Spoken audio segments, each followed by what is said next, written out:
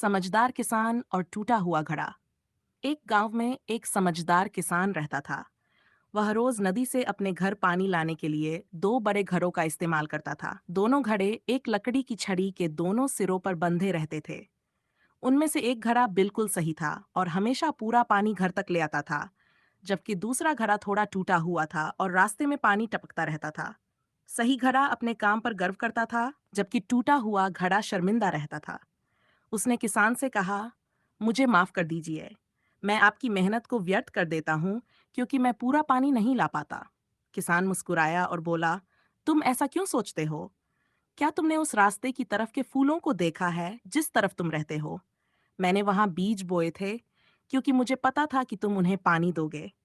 तुम्हारी वजह से ये खूबसूरत फूल उगे हैं और मैं इन्हें अपने घर को सजाने के लिए इस्तेमाल करता हूँ। ये सुनकर टूटा हुआ घड़ा गर्व महसूस करने लगा। उसे समझ आया कि उसकी कमी भी एक वरदान है। हर किसी में कुछ कमजोरियां और खूबियां होती हैं। हमें अपनी कमजोरियों पर पछताने के बजाय उन्हें अपनाना चाहिए और उनकी मदद से दुनिया में कुछ अच्छा करने की कोशिश करनी चाहिए।